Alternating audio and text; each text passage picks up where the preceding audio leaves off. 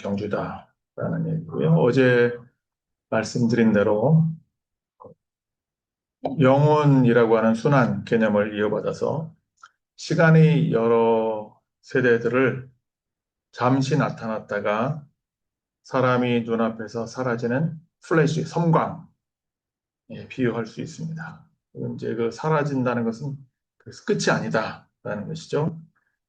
영혼이라고 하는 서클 원을 도는 끝없는 순환 속에서 새롭게 만나고 또 새로운 국면이 펼쳐지는 것, 그래서 다시 나타나는 과정이라고 얘기할 수가 있습니다.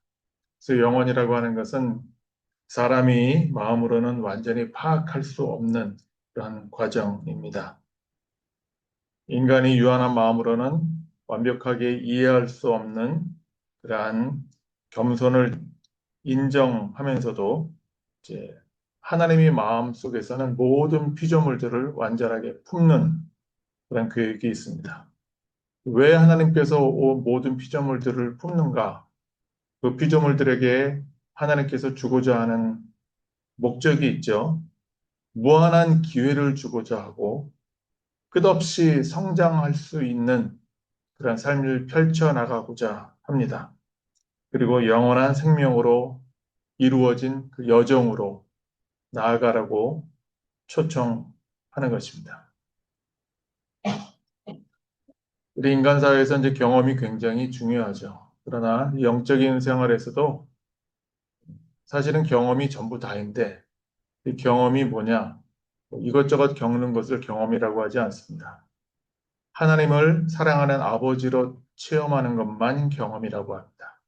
그것만이 참된 체험이고 경험이고 그것으로 이루어지는 그 여정으로 우리를 부르셨다라는 것입니다. 중요한 것은 원하는 자는 누구든지 다 들어올 수 있다라는 초청과 함께 신뢰 또 인도하심에 의지해서 달려가는 그러한 사람에게는 확실한 승리가 있다고 약속하고 있습니다.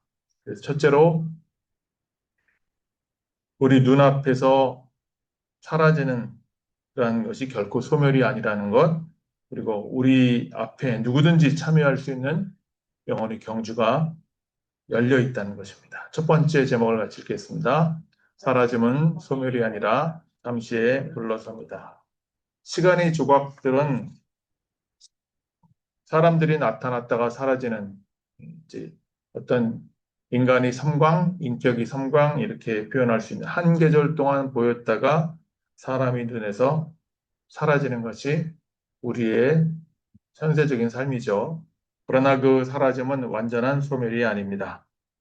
영원한 원을 도는 더 높은 생명의 흐름 속에서 새롭게 만나고 새롭게 나타나기 위한 과정이다 라고 볼 수가 있습니다. 계절도 마찬가지죠. 그래서 우리가 보통 끝이다 그러면 끝을 두려워하잖아요. 모든 사람들은. 그러나 사람의 눈에 보이지 않게 된다고 해서 그 존재 자체의 끝이 아니다 라는 것을 분명히 말을 하고 있습니다. 그래서 사도 바울이 그런 고백을 하죠. 죽음조차도 신앙 안에서는 끝이 아니라 통과하는 순간이다. 이렇게 얘기를 하고 있습니다. 부활을 얘기하면서 그런 말을 합니다. 이 썩을 것이 썩지 아니함을 입고 이 죽을 것이 죽지 아니함을 입을 때에는 사망을 삼키리라고 사망을 이기리라고 기록된 말씀이 응하리라 선포하고 있습니다. 우리 시야에서 사라진다고 하나님의 시야에서 사라지는 것이 아니다라는 것이죠. 등대지기가 배를 볼 때 그렇습니다. 밤마다 등대지기는 멀리 사라지는 배들을 지켜봤습니다.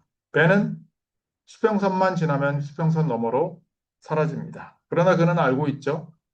배가 사라지는 것이 아니라 단지 자기의 시야에서 사라지는 것을 시야에서 이렇게 벗어난 거죠. 그 배는 여전히 항해를 계속하고 있고 언젠가 다른 항구에서 다시 그 모습을 나타낼 뿐인 것입니다. 우리 눈앞에서 벗어났다고 해서 보이지 않는다고 해서 그 존재가 사라지는 것이 아닌 거죠. 우리 인생에서도 사랑하는 이가 떠나갈 수가 있습니다. 익숙했던 계절이 끝이 나는 경험을 하게 될 때도 있습니다. 그때 우리는 그것을 완전한 상실로 여기기 쉽습니다. 그러나 진리는 영혼은 우리에게 선포하고 있습니다. 사라진다는 것은 소멸이 아니다. 더 큰 흐름 속에서 잠시의 물러섬일 뿐이다. 라는 것입니다. 두 번째 제목을 같이 읽겠습니다. 누구든지 원하는 자는 참여할 수 있는 영혼의 영주. 영혼이라는 것이 우리 인간이 이해를 넘어선다는 사실을 솔직히 인정해야 됩니다. 그러나 동시에 하나님의 마음은 모든 창조된 피조물들을 몽땅 다 품는 계획이 있다고 선언하고 있습니다. 그 계획은 우리들에게 무한한 기회를 주려고 하는 것이고, 끝없이 성장할 수 있는 은총을 베푸시는 것이고, 황홀한 영원한 생명의 여정으로 이루어진 그러한 여행이다. 라는 것입니다. 그 비할 데 없는 그 생애, 그 생애가 누릴 수 있는 무한한 보화는 하나님과 체험하는 하나님을 만나는 경험으로 이루어진 그런 보화입니다. 근데 그 보화는 각자가 힘쓰는 만큼입니다. 분투하려고 애쓰는 만큼, 노력하는 만큼 몽땅 다 우리 것이 되는 것입니다. 사실은 우리 은행 계좌에 어카운트에 다 들어가 있어요. 근데 그것을 안 믿으니까 가난하게 사는 것처럼 하나님 체험하는 게 가장 부유한 건데 그걸 놓치고 사는 사람들이 대부분이었죠. 지금까지 살았던 인류가 1180억, 70억이라고 얘기를 하고 있는 현재 지금 살고 있는 81억 명 중에도 그리 많은 숫자가 아닐 수 있습니다. 그러나 모두에게 사실은 그러한 기회가 다 주어져 있는 것이죠. 그래서 완전을 향한 경주가 시작되었다. 원하는 자는 누구든지 들어올 수 있다. 라고 말합니다. 히브리서 기자가 특별히 이렇게 말합니다. 우리 앞에 당한 경주를 인내로서 달려가되 믿음이 주여 또 온전케 하시는 이인 예수를 바라보자.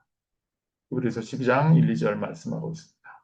요한계시록도 초청하고 있습니다. 목마른 자도 올 것이요 또 원하는 자는 값없이 생명수를 받으라. 요한계시록 22장 17절에 증언하고 있습니다. 이 경주는 특별한 자격을 갖춘 소수만을 위한 것이 아니라 원하는 모든 일을 위해서 열려있는 초청인 것입니다.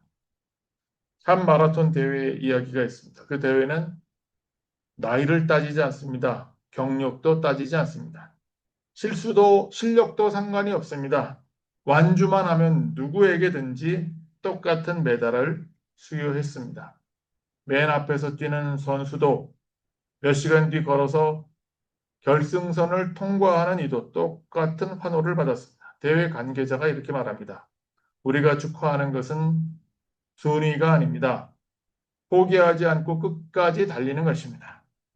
영혼을 향한 경주도 이와 같습니다. 중요한 것은 얼마나 빠른가가 아닙니다. 신뢰함으로 끝까지 나아가는 것입니다. 우리 각자도 지금 이 경주 안에 있습니다. 자기가 자기의 인생길을 가는 것이지 남들하고 비교할 필요가 전혀 없는 것이죠. 완벽하지 않아도 됩니다. 빠르지 않아도 됩니다. 한 발로 걸어도 상관이 없습니다. 괜찮습니다. 어떤 상황이든지. 그러나 믿음과 신뢰로 한 발자국씩 그렇게 달려가는 모든 이에게는 확실한 승리가 예비되어 있습니다. 우리 눈에서 사라지는 것들은 소멸이 아니라 더 큰 흐름 속에 있는 잠시의 물러섬이고 우리 앞에서 누구든지 참여할 수 있는 영혼을 향한 경주가 열려 있습니다. 그래서 우리는 두려움 대신 소망을, 주저함 대신 담대함을 갖도록 초청을 받았던 것입니다.